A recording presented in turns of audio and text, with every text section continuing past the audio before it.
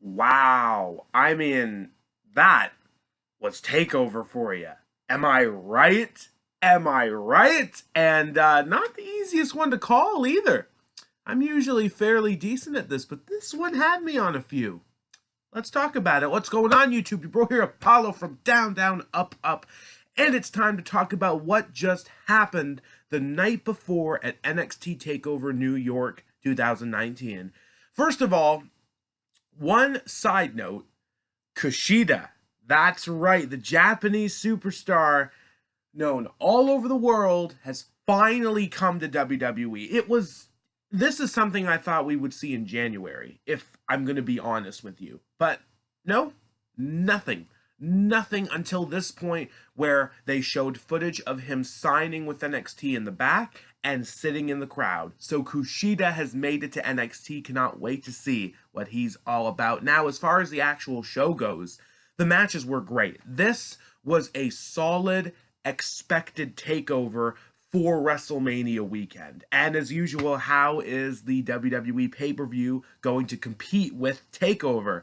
Not very well. Good luck WrestleMania 35, because this takeover was crazy and had some amazing five-star golden moments in my heart and eyes. So let's talk about it. First off, in the end, they made the right choice here. I had this debate with a few people the other day that NXT should, well, every takeover should not always just start with the tag team titles. And granted, not everyone really does, but the past three, if you include the NXT UK takeover, have now at this point. And I'm not saying that the tag team wrestling is great enough to be put in second last, for example, especially in this case, because with tag team wrestling, that is usually the easiest on the card to predict for NXT. Their storylines are very basic with tag team wrestling. Now, don't get me wrong, the wrestlers, the athletes, the talent are fantastic, but it's usually the easiest match to call. But my issue was, I don't think the winners of the Dusty Rhodes Tag Classic getting a shot at the tag team champions, who we have not seen wrestle for months besides their squash matches on NXT the past week, should have been first on the card, maybe second or even third, I would say, because it was also the expected farewell match of two of them. But alas, it was first. No issue. It happened. War Raiders versus Aleister Black and Ricochet. It was what we expected. Ricochet going flippity flip, Aleister Black and his crazy knees and kicks, and War Raiders with their crazy athleticism not disappointing. It was an amazing back and forth. They really had me at one point too, and Black got Black Mass on Raw, and Ricochet I thought was going to go for the 630, or as Michael Cole calls it, the 6'5". But nope. Nope, did not. He went for the shooting star press, but then Hanson pushed his way back into the ring, pushing Black to break up the pinfall. War Raiders would finally regain control, hit their wonderful leg drop, assisted leg drop, and pin Ricochet. That was it. I think Hanson pinned Ricochet for the win. And then this is exactly what I predicted. A great match, and then a great showing of respect, just like War Machine's old days. The bow, the hug, they left the ring to Ricochet and Black. They waved goodbye to the NXT crowd because that's really it for them. And good luck to them at WrestleMania. Maybe they actually win the SmackDown Tag Team Championship. We'll see. We'll see. But that was it. Moving on to match number 2. One of the big swerves, I'd like to call it, in many people's eyes. It was the North American Championship match. Now, I would have thought this would have been first, but when it was second, that's when it was starting to throw me off. And then Velveteen Dream comes out with his amazing Statue of Liberty entrance. How can you hate that? That was fantastic. And the match itself did not disappoint either. It was a good back and forth, with Riddle obviously very much in control for a good portion of the match. Suplex to the outside. He was going for all kinds of submissions on Dream and wasn't giving in. But after a crazy back and forth, which even had Dream hulking up, Riddle locked in his Bro Mission, but the champion Dream rolled him up to retain his NXT North American Championship. Wow. Wow. So the original plan left with the original decision, because I still believe the original plan was Adam Cole, Matt Riddle, Velveteen Dream for the championship in a triple threat match. But Cole would be pinned, saving Riddle's undefeated streak, and Dream walks out the champion. I thought they would change plans on this, but no, it seems like Riddle is not of the highest asset as you'd think when it comes to unpinned, unsubmitted. We'll get to the man who's having that streak in the next match, but as for right now, I'll admit it caught me completely off guard, because I was thinking to myself, maybe Dream is going to retain. Maybe they are going to go with the original plan. But I still didn't quite believe it while watching it until he actually pinned him, and it was like, wow, okay. Awesome job. The dream is over right now, and I know a lot of people are still having it in their minds, when is he going to come up to the main roster? Well, we don't really have to worry about that right now, I think. So, dream on. Dream on, man. It's NXT for the Velveteen Dream right now, and he's rocking it as a North American champion. But when it comes to undefeated streaks, let's move into the next match. Something I've been waiting a long time to see.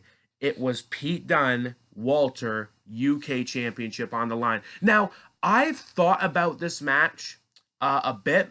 Honestly, I don't think it could have gone on as long as it did, especially with Dunne continually going for the fingers again, because this time I couldn't buy it. I couldn't buy him tapping out Walter by breaking his fingers like he did Joe Coffey.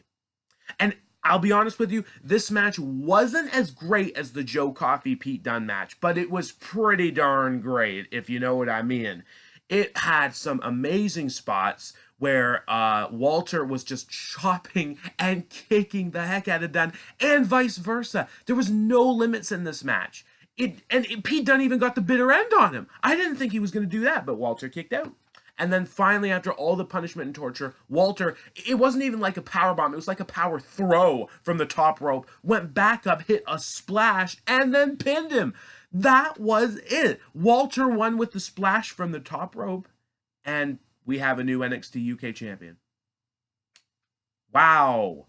Didn't see that coming in that sense. When he hit the splash, I'm thinking, great, that's awesome. I did not think that was going to finish the match. That was a huge swerve to me, and I was just baffled for a few seconds. Like, wait, that's it? Oh, he did it. That's it. 685 days as NXT UK champion. The reign is over, close to the 2-year mark. Thank you, Pete Dunne.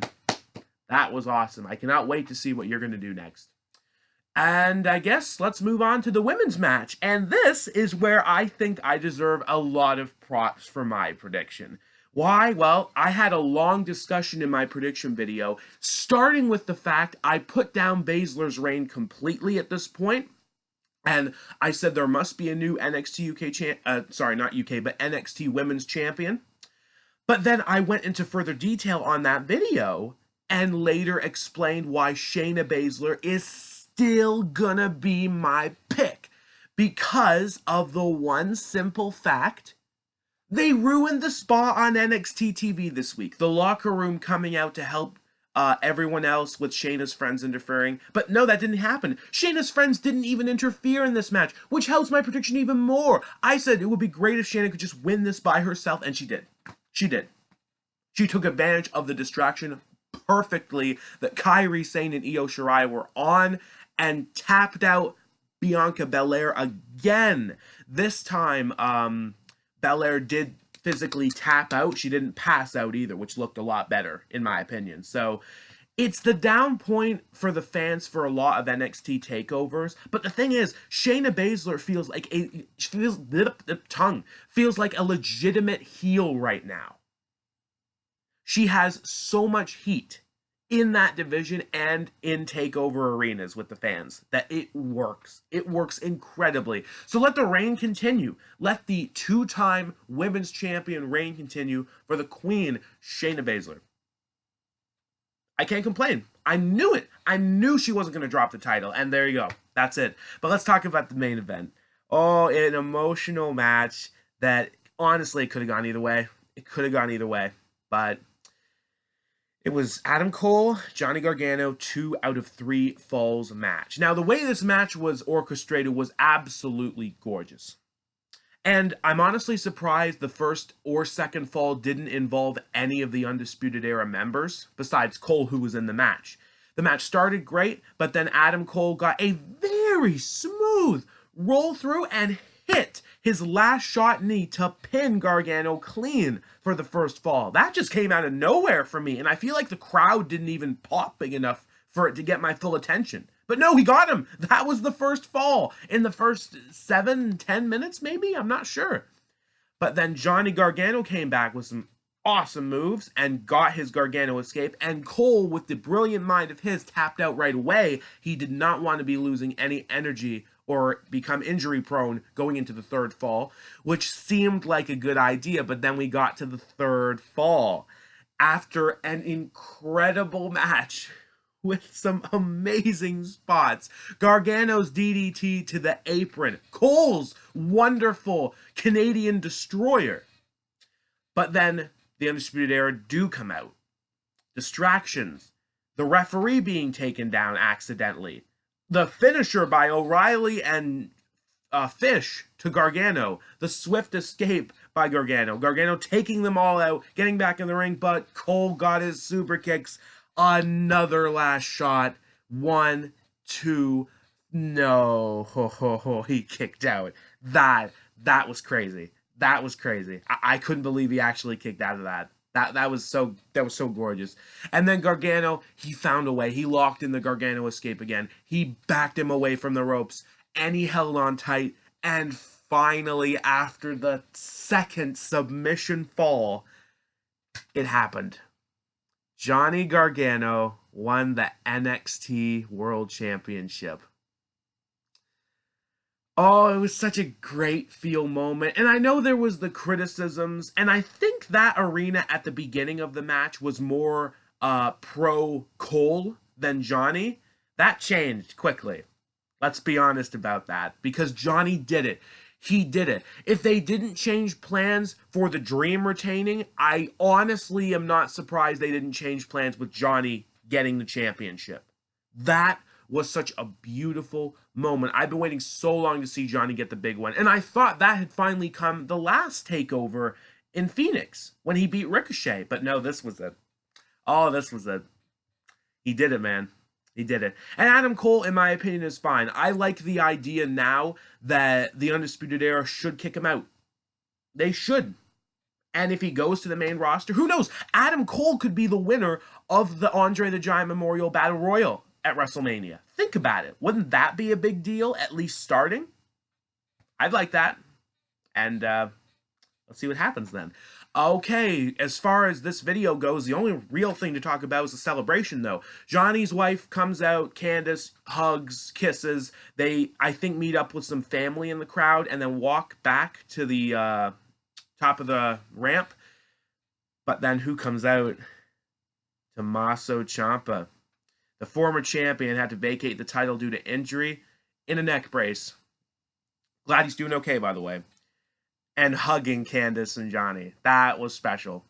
That was really special. It was great to, I think, finally see the turmoil over. And what more to say? The hero won. The hero finally got his due. It was a great takeover, and it was such a great moment. And congratulations, Johnny Gargano, you amazing wrestler who really grabs my attention every time I see him on NXT, regardless of what he's doing. But that's it. That's it. Wasn't too long, I think. Thank you all so much for tuning in to my results and review video for NXT TakeOver New York. It was a fun ride, and I cannot wait for WrestleMania now. I am ready for it. I don't think, as usual, that it's going to be on par with TakeOver, but I'm hoping they make some good choices. They probably will make some bad ones, but that's WrestleMania for you these days. Let's just see what gets chosen and what doesn't. Thank you all for watching. Like, share, subscribe. Let me know what your favorite moment of NXT TakeOver New York was in the comments below. What was your favorite match? What were you expecting that maybe didn't happen? Let me know. And I will see you all Monday for my results and review video for WrestleMania 35. Almost there, guys. And hope everyone enjoys the Hall of Fame tonight. Keep it real.